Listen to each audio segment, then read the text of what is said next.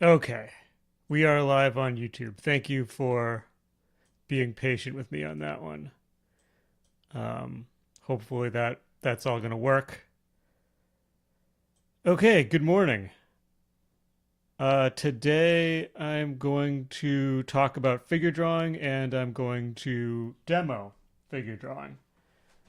So before I get into this, let me just talk a little bit about who I am and what I do. Um, I teach drawing fundamentals both at animation school and online, and these free classes are about the closest thing I can get to a classroom experience. Like I make YouTube videos and stuff, but those and they're fine, but it doesn't have that real-time interaction that is ideal for learning. So that's why I do these so that the classes can be more of a discussion versus me just like one-way communication where I'm just talking and you're just receiving. And I think people learn better that way. In real life classes, that's how it goes. It's not just me talking; it's a back and forth.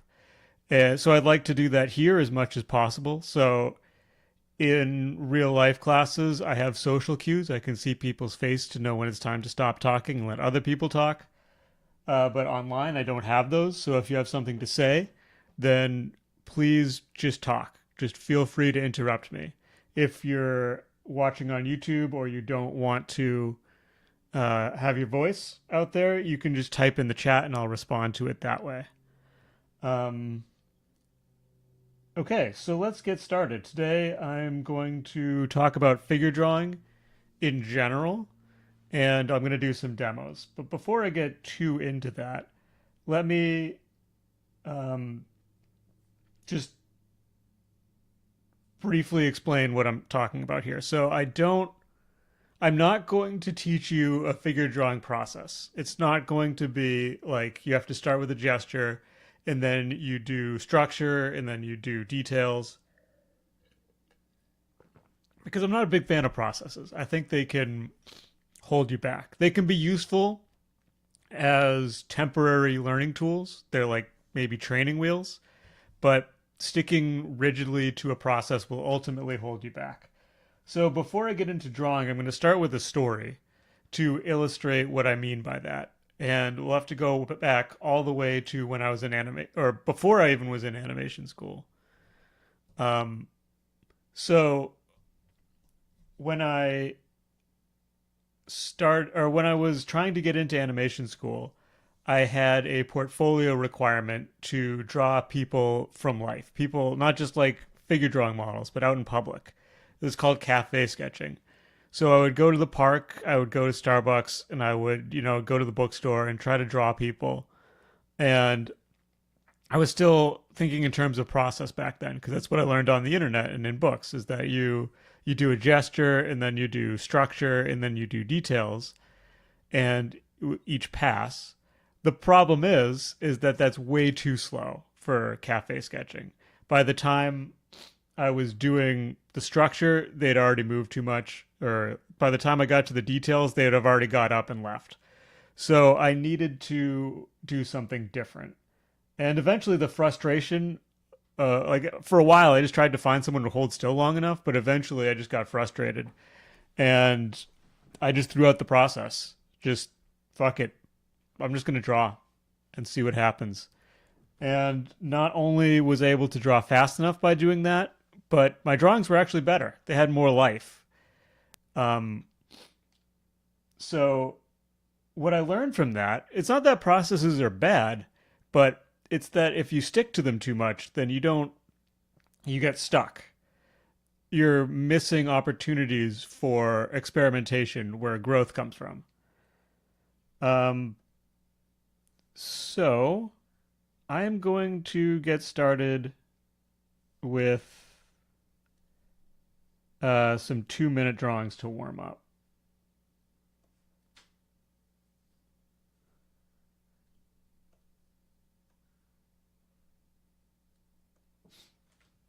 And while I'm doing that, um, I want to hear from you guys. What's the point of figure drawing? Why do we do it? Recognize that guy from Line of Action. Yeah, this guy's all over Line of Action. Um, Let me just find a timer here. Because why we do it is going to determine how we do it.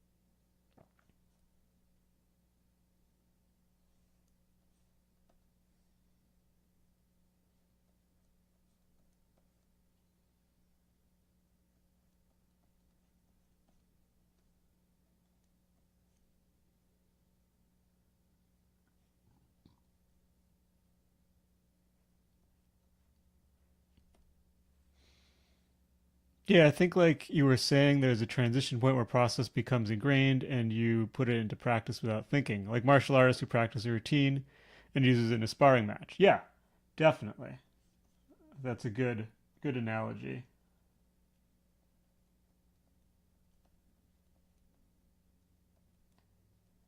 But why do we do figure drawing?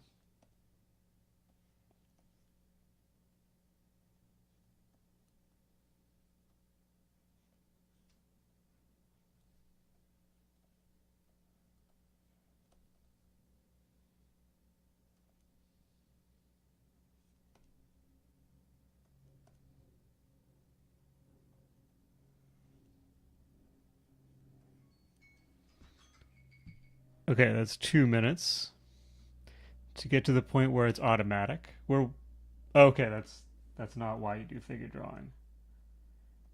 And it's 25.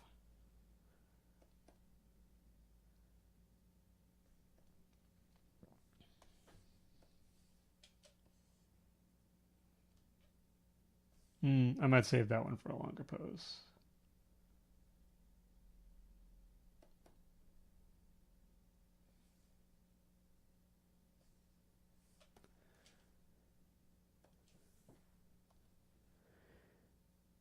I figured the point of figure drawing was to improve like how to draw people, both in speed and also in accuracy and conveying emotions. Yeah, I think that's a good answer. Give people a little bit more time to answer before I talk about my own experience.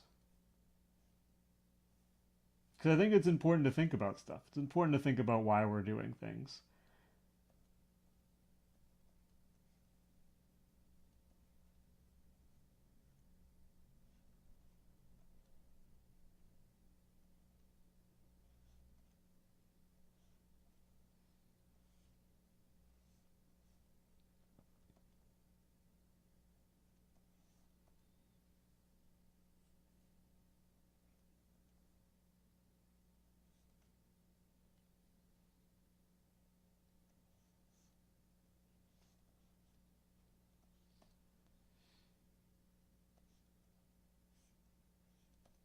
Okay.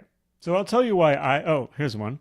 To capture the essence, the essential pose of a body along with its energy while not remaining caught up on details. I would say that's why you do gesture drawing. Because figure drawing is more than just gestures. You do longer poses, you can do details. But I mean, that could be the whole reason you do figure drawing too. It's not. I'm not saying you're wrong. So I'll tell you the reasons I've done figure drawing because they've changed as I've done more of it. So when I first started doing figure drawing, it's because it's what everybody told me to do. That's what, like, if you want to be a good artist, this is what you do. This is what good artists do. Later on, it was to learn drawing basics, to have a subject. Oh, I confused then, my bad. That's all good, all good. And I mean, your reasons are your reasons. And then, um, sorry, where was I? Then later on, my reasons for doing gesture, or sorry, my reasons for doing figure drawing was it was a just a way to get better at drawing. It was a subject, and I know that I wanted to draw people, so it's a good subject to learn on. Then, yeah, as I got more into it, I realized that this is a really probably the best way to learn to draw people is, very logically makes sense is just draw people a lot. So that's why I did it. And learn accuracy, learn what people look like. And as I've gotten more experienced, I've started to focus less on accuracy. Not that I don't care about accuracy, but on making pretty drawings, on thinking about the design and the composition as well as the accuracy. So that's, and nowadays I do figure drawing because I love it. Like, I wish I did more because it's just so much fun for me. Um, so that's why I do it. But I'm not saying that those are the right ways or that this is like how you should progress. You start because you have to, and then you do it for design. That's just my experience. I'm getting too caught up in the details. I'll do a longer drawing for the next one.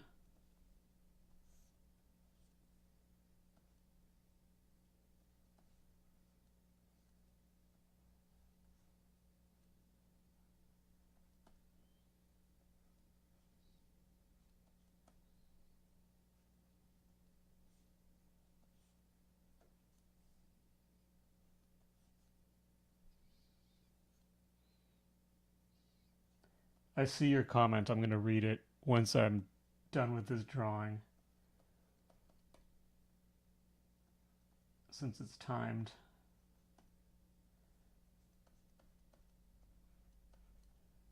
And I am almost to have completed the challenge. Okay.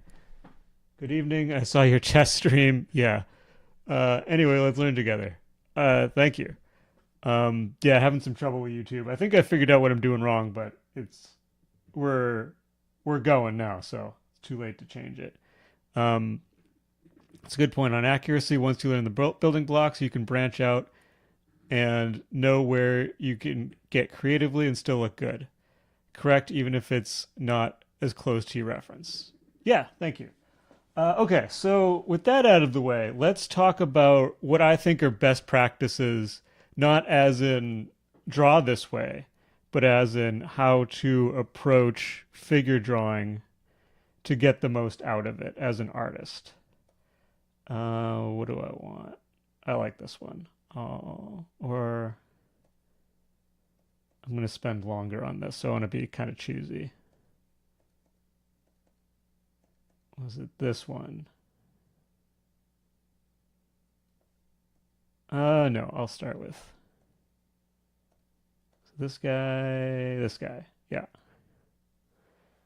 Um, and this is my experience. I'm not saying this is how you have to approach it.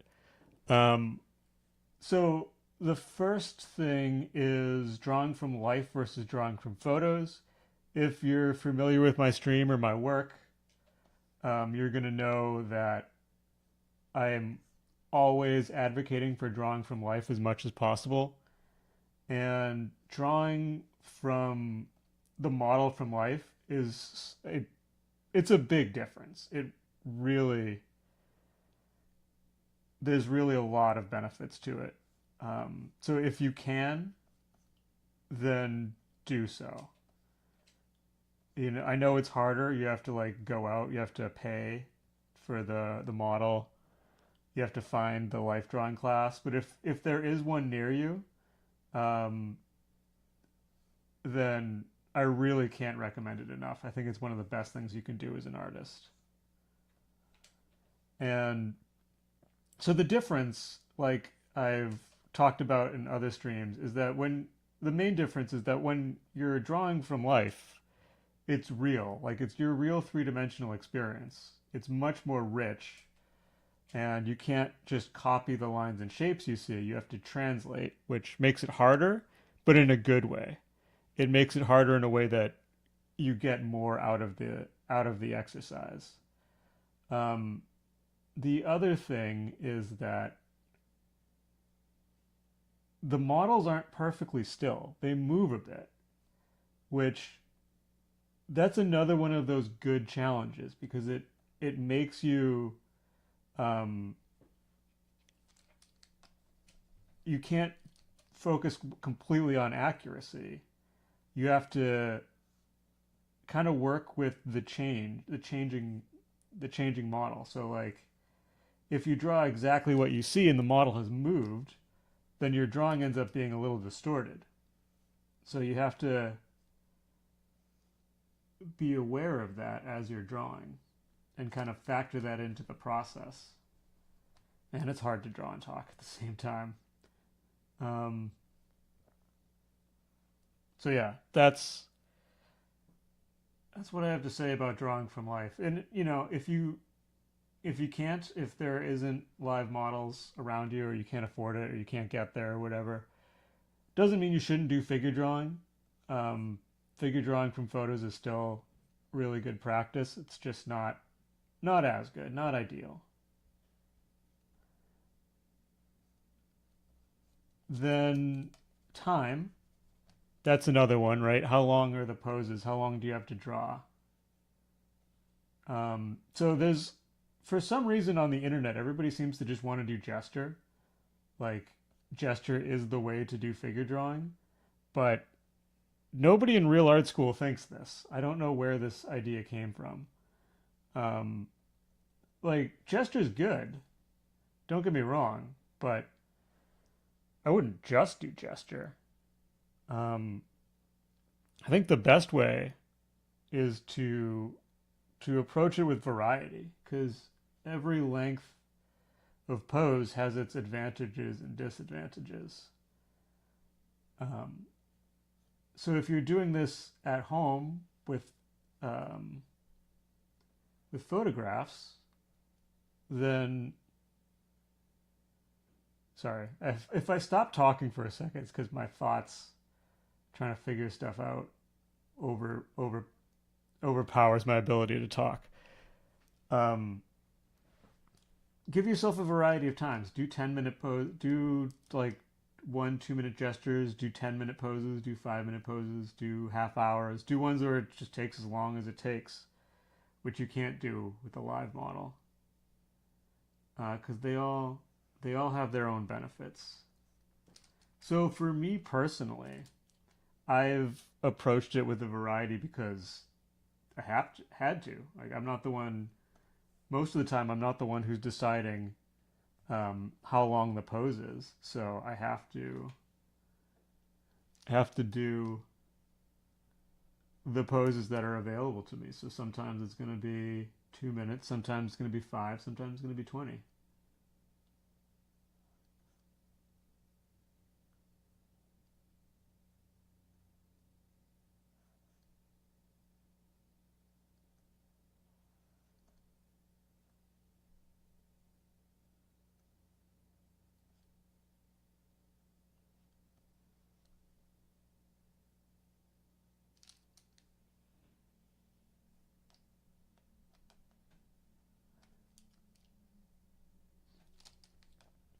Okay. I use AI for image quality's sake. Um, I think that's a bad idea. I don't know. Like AI isn't quality. AI is slop. I think you should use real photos. Can't speak for everybody, but I do a lot of gestures, and I feel like I can't do a good. If I can't do a good initial gesture, I can't do longer poses, and it's kind of true. That is true, but you learn to do um, Like your gestures improve by doing longer poses as well because you learn to see more. And then when you see more, you can see it faster when you gesture. So it makes sense in um like intellectually, like, yeah, I have to learn to gesture before I can do longer poses, but in practice it doesn't work like that.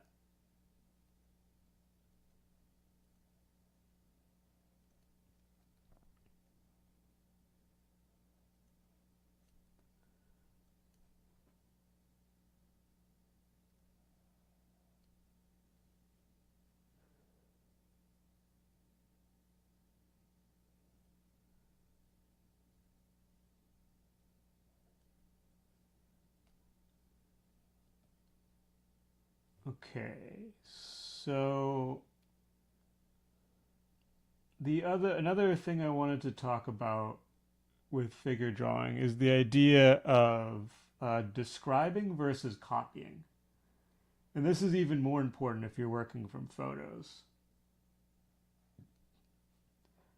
So, what I mean by copying is when you just uncritically put the things that you see on the page, is, I know there's translation involved even in that, but like you see a line, you see an edge, you copy it down, you put it down on the page. You see the next line and edge, you put that one down on the page. You don't really think about why those lines and edges are there. Um,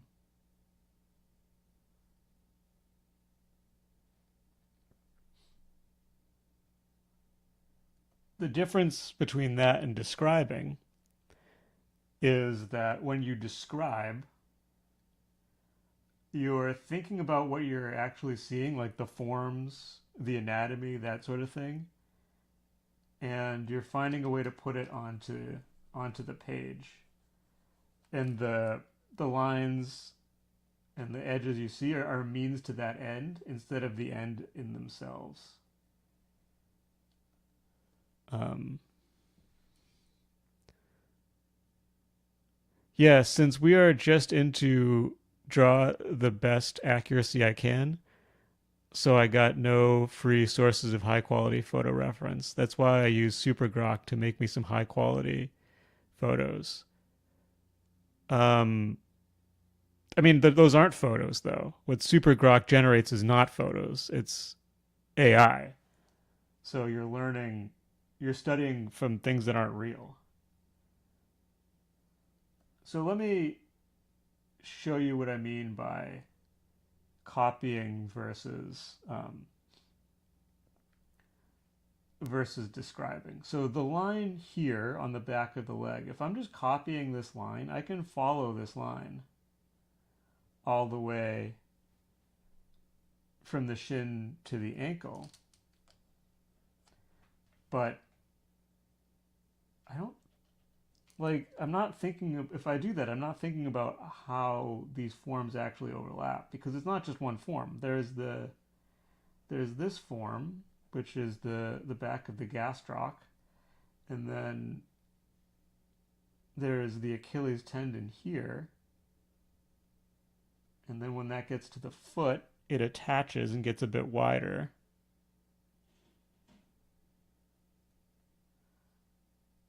So thinking about those overlaps instead of just the lines and edges I see, I think it gives me a richer image. Or here, where there's this line for the ankle, and then this line is the tendon of the um, tibialis. And I could just do this as one curving line, but then I'm not describing what I'm seeing, I'm just copying the lines.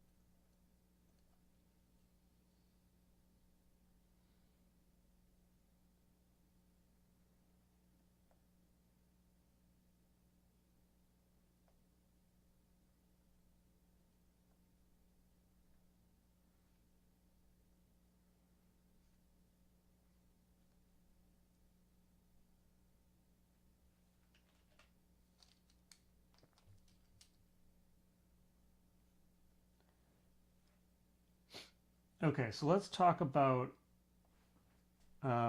abstractions. And what I mean by abstractions are things like using boxes and cylinders to draw the figure. Um, so like if I was drawing this with abstractions, maybe I'm using a box for the hips and then a cylinder for the legs and another box for the like rib cage slash upper torso, that kind of thing. I'm sure you've seen this stuff, right? This is familiar. This is all over the internet. I'll leave these here, erase them in a bit. I'm sorry, sir, but when you turn your head to your drawing, your sound goes very low. We can barely hear you speak on YouTube. Okay. Let me fuck with my mic stand a little bit. And I'll bring it in. Hopefully that's better. Let me know how that works. I'm got the mic closer to my face now. On Discord sounds good. Cool. Okay.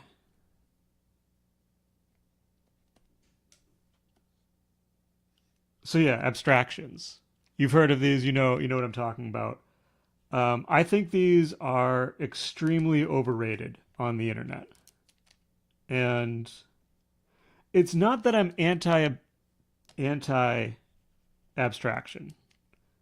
So I want to be clear on that. I'm not saying you shouldn't use them because when I learned about these, they actually, and I started using them, they actually really helped me. They made a big difference in my art. So I'm not saying that you shouldn't use them. What I am saying is that they need to be used correctly. And I think often through the game of telephone that happens on the internet where like some art teacher says something and then the like somebody else who doesn't really understand parrots that, but they lose um, they lose a little bit of the resolution in what they're saying every time, and you end up um, with a worse version of the message, and then someone parrots that, and or like pictures from a book are taken out of context and put on Pinterest, and then people just draw their own conclusions about what that picture represents, and you end up with this distortion of what otherwise is a good theory. I think abstraction is a big one for that. Um,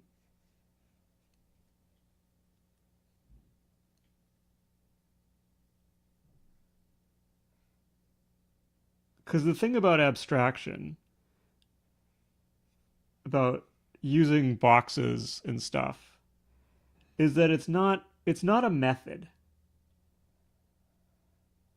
Advanced artists don't draw boxes and then base the rest of their drawing on those boxes. Like you'll notice that I haven't drawn a single box today, and I'm not going to, besides those ones, is to demonstrate what I mean by abstraction. Um, but they're useful to get you, when you're learning, to get you to start thinking about the forms of the figure as three-dimensional forms, not just lines. But once you can do that, well, they're also useful for simplifying complex anatomy. So you don't use that in place of learning anatomy. You use it to organize your anatomy, like an outline. Like you'd use an outline when you're writing a paper. It's not that you don't know what you want to write. It's that you don't know the details. It's that you have to have a pass where you start simple and then you build on that.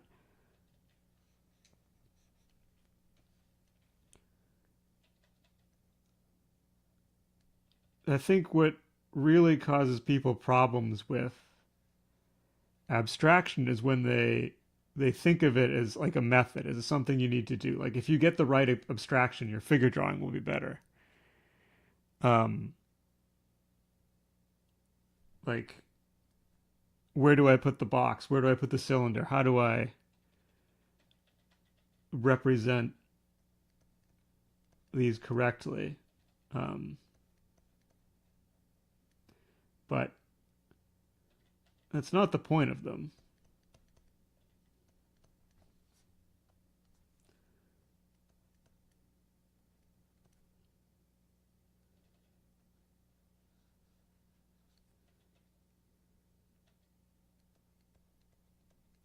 And another problem with abstraction is when beginners use it. If you haven't learned to draw what you see and instead you're just trying to draw a bunch of boxes, then you're not going to learn, you're going to miss important stuff because you're not looking for it. You're just looking, you're trying to find the boxes, but there are no boxes. There are no cylinders. People aren't actually made of boxes and cylinders.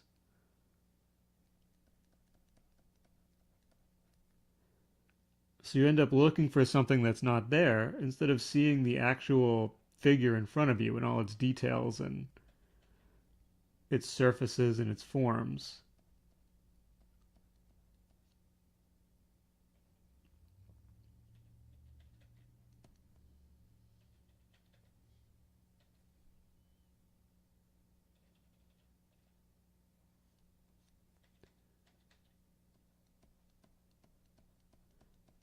You guys are really quiet today. Any of this stuff, is this making sense? Do you guys have any questions or thoughts about all of this? Yeah, I'll start talking. Okay, Just started doing a 2 minute pose myself.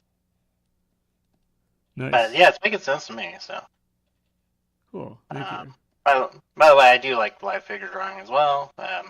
If anyone's in Portland, there's so many like great options in Portland. That's awesome.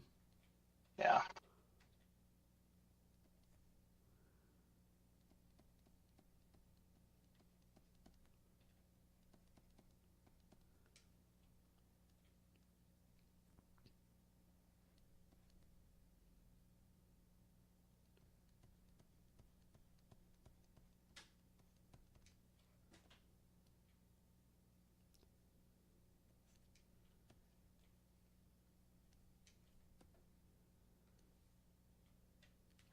It does make sense. That's how I thought of the stuff like using boxes, mannequins, etc., as a way to visualize 3D shapes earlier when you're starting out.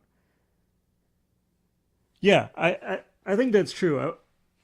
When you're starting out at a certain level, if you're like complete beginner, I think those things can actually cause more problems than they solve. But that's my experience. Starting out in your drawing, I mean, not like every drawing. Yeah, or starting out in your journey, not like every drawing. Yeah, I agree. So boxes have no place in figure drawing. What if we need to construct a figure from imagination? I'm not saying they have no. That's not what I'm saying at all. But I'm glad you asked because that helps me clarify. Because yeah, they absolutely do have a place in helping you learn to see the figure three dimensionally. Like I got, I benefited a lot from using boxes at that stage of my art journey. But now that I'm past that stage, I don't need them anymore. They actually like so I'll explain this in my art journey because I actually held on to them past where I needed them. I've been drawing boxes a lot recently to get form, but struggled to apply it. I found cylinders more useful. I think that's true. And then, yeah, I'm not talking about imagination. They do make more sense when you're drawing from imagination. But you'll still run into the same problem eventually, and that is that humans don't look like stacks of boxes. So I, like in my story earlier, I believed that you had to, that those boxes were part of the process, that you had to draw all these boxes and cylinders and stuff before you put on the details. And it held me, like, it was very helpful at first, but eventually it held me back because I would draw boxes instead of the figure, and the figure actually doesn't look that much like boxes. Also the being slow part too. So it has its place to help you learn. And maybe, if you're doing something and you can't figure out the form, the perspective is tricky, then those basic forms can help you as well. But other than that, I would say 2 minutes ish. Nice. Yeah, that looks great. For those of you on YouTube, there's an image in the chat in a very nice drawing. Yeah, thanks. What I found like figure drawing is like I started using like a mechanical pencil or like a pen, and it was really slow to like build up the values. And like actually using like a charcoal pencil or something with a little more smudge to it, something that is more expressive, it's so much Mm-hmm. easier and faster. Yeah, that's true too. My go-to mediums are ballpoint and Conte pencil. And yeah, ballpoint it is slow to do value, so I have to be more stylized with how I use value if I'm doing a ballpoint pen. I'm gonna wrap on this guy, but for style I like it, and it's a thing I'm really comfortable. You can smudge a ballpoint. I know you can. I don't like the way that looks though. Where's the other one? There's one I saved for before from before. Yeah, this one.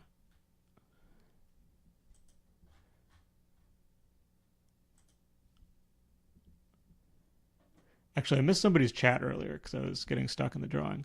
Just trying to draw your design of the photo because my glasses broke today, so it may come out not good. Also, my first ever class with bad luck. Yeah, sorry about that. It's a tough break. Um, did I see something else? No. Okay. Um,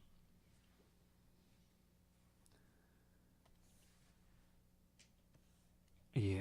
So we're gonna have to wrap kind of soon. So this is the point. I do have some other stuff I could talk about, but I'd rather answer your guys' questions. So if you have thoughts or questions, now would be a great time to throw those at me. I guess another thought I had is like I kind of like to start with like the ground plane to really like see where my figure is going to be. Hmm. Yeah, that makes sense. Especially working like traditionally, like in like a figure drawing class. And I have like most of my drawings done digitally, so I can kind of like move things around. But I really have to keep track of that while I'm like doing like traditional drawing. Hmm. Yeah, those are things that are easy to forget about. Like thinking about weight and stuff like that. What are the best practices for improving observation? It seems you're able to eyeball the figure very well, so I'm wondering how you learned to do that. Great question. And I would say that it's like 90% experience. But I do actually, like it would be a lot for me to explain in the length we have for one of these classes. But if you check the link in the description, I do have a course that covers how to study drawing from observation, like how to observe accurately because it is a skill and you can improve it through practice. So there's exercises both in the course and in my book, which are both free with the links in the description for how to get better at observation. But ultimately, it's like 90%, um, just 90% experience, if not more. Um, I do like seeing what everyone starts with. Usually, I do basic circle around the head and then build the basic shape, but always go back to making the actual shape of the head at the end because the circle starting point is never accurate. So mileage, yeah, not, it's 90% mileage. There's theory. There are ways that you can learn. Like there's ways that the mileage could be better than other ways. It's not just draw more, bro, but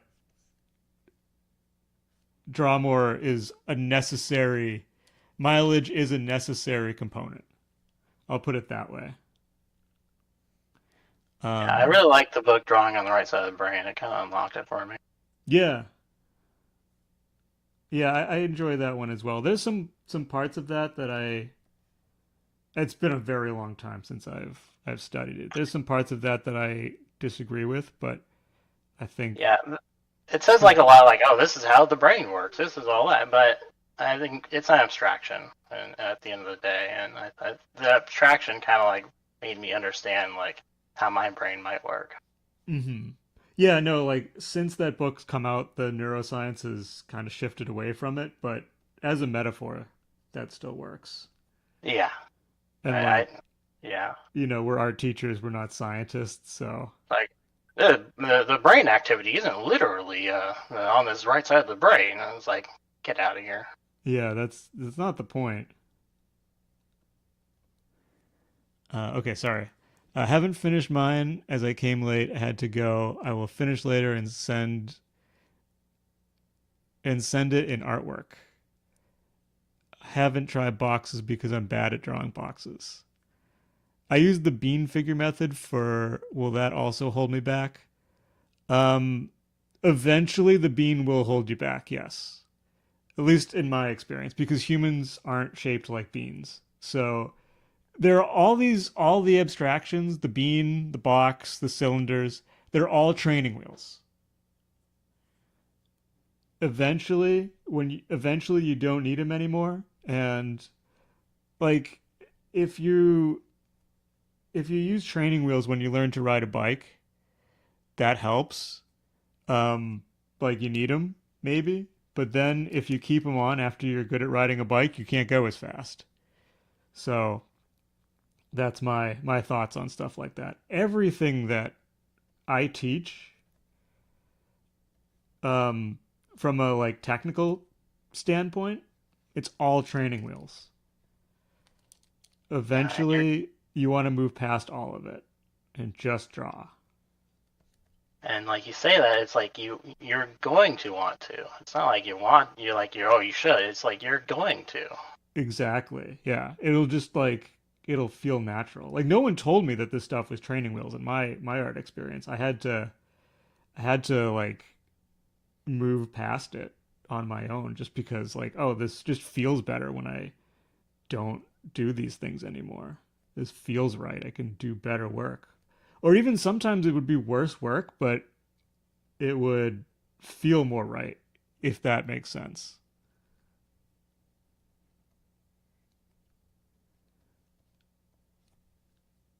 I was gonna try to do this one more designy, but it's hard to think about design and talk at the same time. It's very true for observation, but for drawing from imagination, I think boxes and mannequins are invaluable. I think simplification is invaluable. I don't necessarily think it has to be boxes or yeah, mannequins I guess are just a simplification. Um, but even then, I do think there's a time where you can move past it.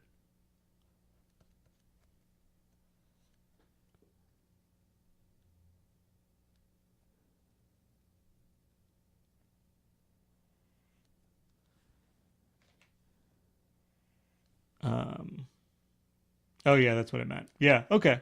I thought so. Like I see it in your work that you're not always using mannequins. Or not Oh always yeah, using boxes and stuff. I meant like I'm thinking in terms of a mannequin. Like I sometimes just Right. imagine because the form is so much simpler, but I don't always draw it. Like oftentimes I don't, but I often draw mannequins like just mannequins. And actually, I think it's a great practice because you can sort of learn the feel of very complex poses, like top-down view or something like that. And some of like really good people who draw from imagination, they have sketchbooks. Like Kim Jang-gi had the sketchbooks full of that stuff, actually, like just mannequins. Even at his level, he still drew them. Yeah. Oh, yeah. I totally agree with that. I'm mostly talking about figure drawing here, but yeah, we did veer off into imagination, and yeah, like I do start with simplifications. I don't just dive right into details like pretty much ever. Sometimes I do, but it's I don't think that's a great practice either, at least for me. Um, so yeah, mannequins. Like I said, all this stuff has its uses. Sorry for And like, spamming. I don't think you're spamming, but questions, but one. Sorry, but for spamming. Okay, whatever. Do you think longer figure drawing, 30 minutes to an hour, than shorter will help improvement come faster? No. I think variety will help improvement come faster.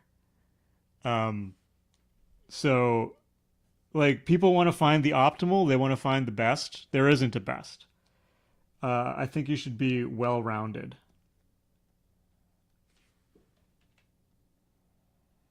I think you should do short poses sometimes. I think you should do long poses sometimes.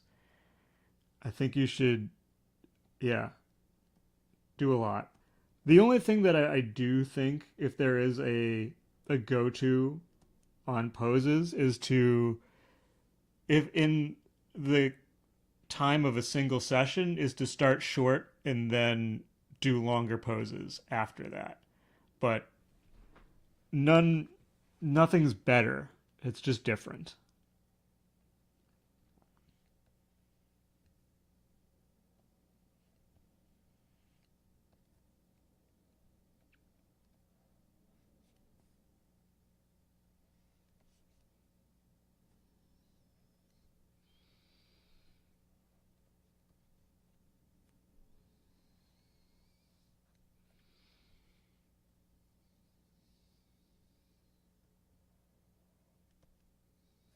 And like you said, with training wheel, not using training wheels, I actually like for observation, I really like just drawing the contours. Like, I don't know if that makes sense, but like starting with like what I see the outline, like without even any construction ideas.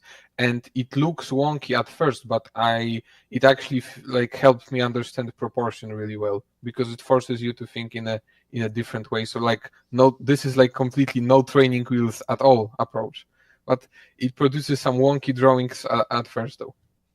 Yeah. When I draw from observation, I don't really think about construction that much, if I'm being honest. Like, it's like I think about the underlying forms, but I don't think of them in terms of like simplified construction. Kind of think about like the forms I see. Yeah, exactly. And it's like a trap for some people to, oh, do I apply the Riley method to the Loomis method to the mannequin to the gesture? Like, it gets crazy for some people. Absolutely. Yeah, that's one of the big takeaways I want from this, and just from my content in general, is that I don't want to get stuck in the technical. I think you touched on something that I was trying to work into this conversation, but it wasn't doing a very good job of, kind of like the proportions of this head being in the wrong place. And that is like, sometimes you have to get worse to get better, or you have to do drawings that are worse to get better. Like, if you do construction and it works, but you don't get any better, like you've hit the plateau of where construction gets you, doing observation stuff might make you worse for a bit. That doesn't mean it's not right. That just means that you're doing something new, and that's what happens when you do something new. Drawings exactly are worse. Like, that's such a good advice, because like if we want to go further, sometimes it will look worse, but it's just because our standards, like, oh, if someone is good at copying, and now they want to do some like, look at something and draw the slightly different pose, and it looks all wonky.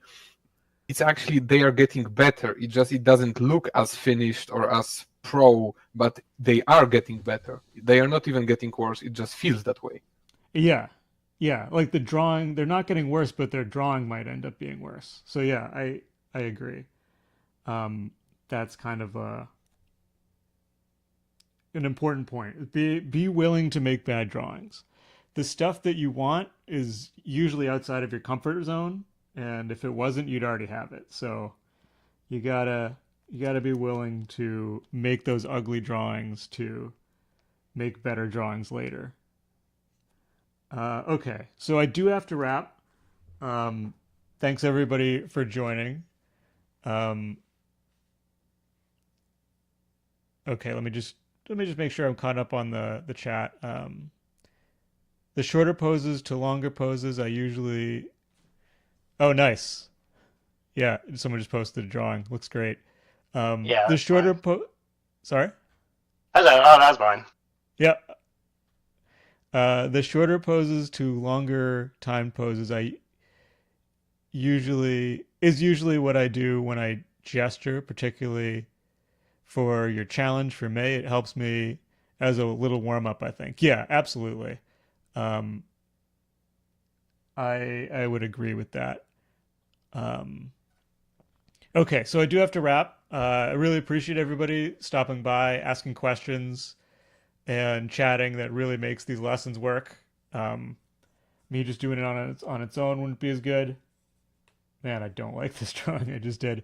Anyway, um, so we do these every Wednesday at 10 a.m. Pacific Standard Time, which is -8 UTC for those of you who are in different time zones. Um, if you're not already a member, if you're watching on YouTube and you're not already a member of the Discord server, we'd love to have you. You heard people talking, you heard them, or you heard me reading their chats.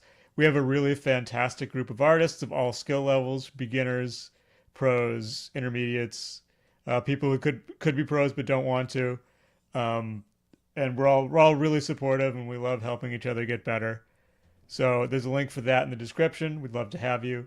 I did mention the book and the course, so I do have a lot of free material out there for people who really want to seriously get better at art. Um, the book, Imaginative Drawing, has a lot of theory covering drawing fundamentals of drawing from imagination, such as observation, perspective, light, anatomy, and composition, along with a lot of exercises to help you actually put those theories into action. And you can download that with the link in the description. Again, totally free. I also have a free course, which is designed to help you put the ideas in the book into practice, giving you, if you do the course, you'll have experience using structured, planned study, which is really so important to getting better. It helps you, and then you can apply what you learned from your experience of doing that to uh, any other subject, and you'll know how to intentionally and structurally improve. Um, and the most powerful thing I have to offer to help people get better is mentorship. And there's a link in the description for that as well. The first class is free. So that's where I give people one on one attention. I focus on their goals and I tailor the approach to what helps them reach their goals. They get personalized assignments so they know what to work on and feedback every lesson. Um, and that's what pays for the rest of the stuff as well. So that really helps me out and helps out the whole community. And lastly, if you don't want to spend any money but you want to help me out, the best thing you can do is to share this stuff on social media. When someone's looking for a recommendation for a book, drop a link, or they want to know a course for beginners to help them get going, drop a link to the course. All that good stuff really helps me out, and I really appreciate people doing that. And yeah, thanks again for everybody for coming, and hopefully I'll see you in the next class and on the Discord server. Bye, everybody.